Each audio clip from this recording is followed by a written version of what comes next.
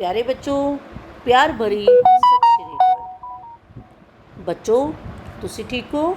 Very good. बच्चों अज असी revise करांगे पाठ 11 मुसाफिर दी घोड़ी। बच्चों पहला असी तुहानू इस पाठ दी वड्डे प्रश्न उत्तर कराए हैं, पर हुण तुहाडा जिहड़ा पेपर है MCQ आने के कारण इसकी जिहड़ी बैक एक्सरसाइज है तो छोटे प्रश्न उत्तर तुसी बुक विच ही करने हैं। इट्स क्लीयर बच्चों? तुसी सारे बच्चे अपनी पंजाबी पाठ पुस्तक का पाठ 11 मुसाफिर दी घोड़ी निकाल लो और अपनी पेंसिल जो भी तुसी लेना है उसनू ले लो। मुसाफिर दी घोड़ी। बच्चों इस कहानी विच लेखक ने एक चोर दे मन के भावां नू बयान किया है। वो महसूस करता है कि जदों कोई माड़ी घटना अपने नाल खुद वापरती है तो उसका की हशर हुंदा है। इस तो पता लगता है कि चंगे कि सानू कभी भी चोरी नहीं करनी चाहिए। बच्चों चोरी करना एक पाप के बराबर है। चोरी मनुख नू कदे भी नहीं करनी चाहिए, चाहे वो जिहड़ी मर्जी स्थिति विच हो। इसका पाठ की कहानी तुहानू पता ही है कि एक मुसाफिर हुंदा है। वो एक बारी सफ़र ते जांदा है, अपने नाल थोड़ा समान खाण दा लै जांदा है ते वो अपनी घोड़ी ते बैठ के किते दूर निकल जाता है। रस्ते विच एक पेड़ की छां थले वो विश्राम करता है। विश्राम करते करते उसकी अख लग जाती है तो उसनू नींद आ जाती है। जदों उसनू खड़का विकदा है तो वो वेखदा है कि उसकी कोई घोड़ी लैके जा रहा है। वो उसका पीछा करता है, पर वो जिहड़ा घोड़ी लैके जाता है वो उसकी घोड़ी लैके भज जाता है।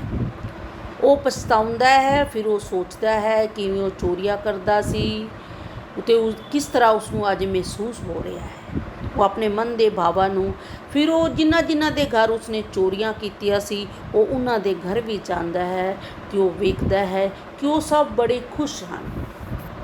वो अपने सरदार ते अपने साथियों नू भी मिलन जाता है तो उसनू पता चलता है कि उसका सरदार मर चुका है। तो वो अपने प्यो का धन्यवाद करता है कि उसने प्यो ने उसनू समझा के सीधे राह पा दिता सी। जदों वो घर आंदा है तो घर वाले पुछदे हैं कि सफ़र किवें रहा। वो कहंदा चंगा रहा तो मैनू कोई रब दा बंदा घर छोड़ गया है। ये इस पाठ की कहानी है। हुण असीं इस पाठ दे छोटे प्रश्न उत्तर करांगे जिहड़े कि आपां पहले भी कीते हुए हैं।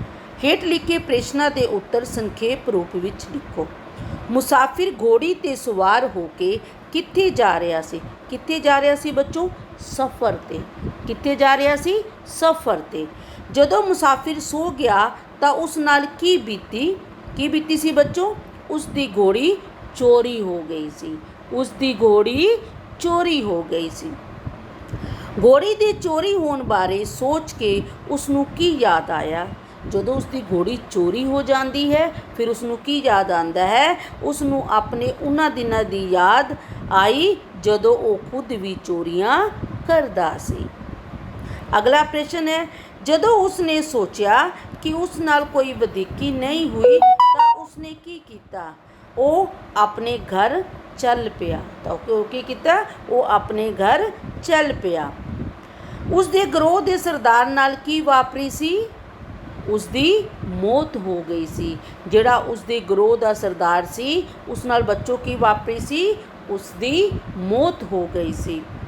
मुसाफिर अपने बाप का धन्यवाद करता की आखदा है? वो की आखदा है कि उसके प्यो नू परमात्मा स्वर्ग विच वास दे। उसके प्यो नू परमात्मा स्वर्ग विच वास दे। घर वालियां ते पुछन ते उसने की जवाब दिते? घर वालियां ते पुछन ते उसने की जवाब दिते सी बच्चों? सफ़र चंगा रहा अते रब दा बंदा उसनू छोड़ गया है। सफ़र चंगा रहा अते रब दा बंदा उसनू छोड़ गया है। अगे हैं बच्चों बहुविकल्पी प्रश्न उत्तर। मुसाफिर किस ते सवार होके सफ़र ते गया सी? गधे ते, टांगे ते, घोड़ी ते या ऊँट ते? किस ते सवार होके गया सी बच्चों? घोड़ी ते। किस ते सवार होके गया सी? घोड़ी ते। दरख्तां दे नेड़े पीण वाले पानी लई की सी? ट्यूबवैल, खूह, तलाब ਜਾਂ ਛੱਪੜ। ਕੀ ਸੀ ਬੱਚੋ? ਖੂਹ। ਕੀ ਸੀ ਬੱਚੋ? ਖੂਹ। ਮੁਸਾਫਿਰ ਨੂੰ ਸੱਤੂ ਕਿਵੇਂ ਪੀਤੇ? ਮੁਸਾਫਿਰ ਨੇ ਸੱਤੂ ਕਿਵੇਂ ਪੀਤੇ? ਕਿਸੇ ਤਰ੍ਹਾਂ ਵੀ ਨਹੀਂ। ਪਾਣੀ ਉੱਪਰੋਂ ਦੀ ਪੀ ਕੇ, ਫੱਕੇ ਮਾਰ ਕੇ ਜਾਂ ਪਾਣੀ ਵਿੱਚ ਘੋਲ ਕੇ। ਕਿਵੇਂ ਪੀਤੇ ਸੀ ਉਸਨੇ ਬੱਚੋ? ਸੱਤੂ ਨੂੰ ਪਾਣੀ ਵਿੱਚ ਘੋਲ ਕੇ ਪੀਤਾ ਜਾਂਦਾ ਹੈ। ਤੇ ਉਸਨੇ ਕਿਵੇਂ ਪੀਤਾ? ਪਾਣੀ ਵਿੱਚ ਘੋਲ ਕੇ। ਕਦੀ ਉਹ ਮੁਸਾਫਿਰ ਕੀ ਕਰਦਾ ਹੁੰਦਾ ਸੀ? ਕਦੀ ਉਹ ਮੁਸਾਫਿਰ ਕੀ ਕਰਦਾ ਸੀ ਬੱਚੋ? ਡਾਕੇ ਕਰਦਾ ਸੀ, ਲੁੱਟਾਂ ਖੋਹਾਂ ਕਰਦਾ ਸੀ, ਚੋਰੀਆਂ ਕਰਦਾ ਸੀ ਜਾਂ ਵਪਾਰ। ਕੀ ਕਰਦਾ ਸੀ ਬੱਚੋ? ਚੋਰੀਆਂ ਕਰਦਾ ਸੀ। ਕੀ ਕਰਦਾ ਸੀ? ਚੋਰੀਆਂ ਕਰਦਾ ਸੀ। ਅਗਲਾ ਹੈ, ਮੁਸਾਫਿਰ ਸਭ ਤੋਂ ਪਹਿਲਾਂ ਕਿਸ ਦੇ ਕੋਲ ਗਿਆ?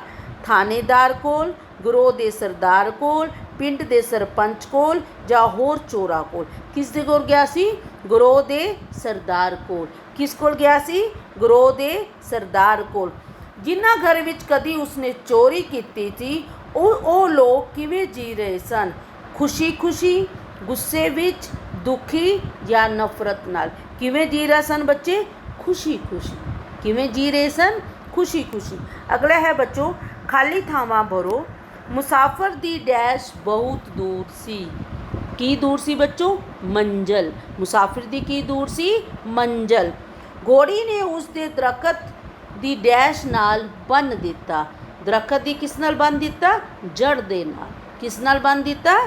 ਜੜ ਦੇ ਨਾਲ। ਡੈਸ਼ ਦੀ ਆਵਾਜ਼ ਸੁਣ ਕੇ ਉਸ ਨੂੰ ਜਾਗ ਆ ਗਈ। ਖੜ ਖੜਖਾਟ। ਖੜ ਖੜਖਾਟ। ਜਦੋਂ ਖੜਕਾ ਹੋਇਆ, ਉਸ ਦੀ ਆਵਾਜ਼ ਸੁਣ ਕੇ ਉਸ ਨੂੰ ਕੀ ਆ ਗਈ? ਜਾਗ ਆ ਗਈ। ਜਵਾਨੀ ਵਿੱਚ ਉਹ ਮੁਸਾਫਿਰ ਖੁਦ ਵੀ ਡੈਸ਼ ਕਰਦਾ ਰਿਹਾ ਸੀ। ਜਵਾਨੀ ਵਿੱਚ ਮੁਸਾਫਿਰ ਕੀ ਕਰਦਾ ਸੀ ਬੱਚੋ? ਚੋਰੀਆਂ। ਕੀ ਕਰਦਾ ਸੀ? ਚੋਰੀਆਂ।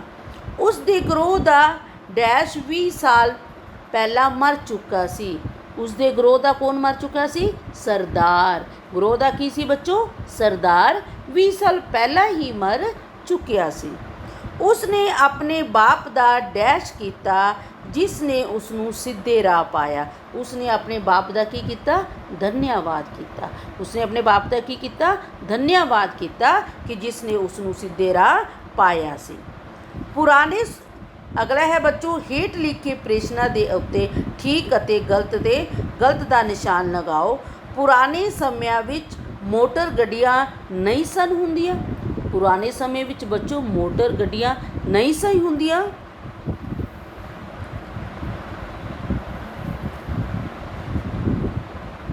ਇਹ ਬੱਚੋ ਠੀਕ ਹੈ, ਨਹੀਂ ਸਨ ਹੁੰਦੀਆਂ।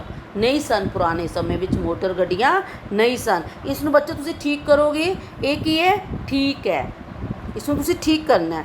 ਉਸ ਨੇ ਪਾਣੀ ਵਿੱਚ ਛੋਲੇ ਘੋਲ ਕੇ ਪੀ ਲਏ। ਉਸ ਨੇ ਪਾਣੀ ਵਿੱਚ ਛੋਲੇ ਘੋਲੇ ਸੀ?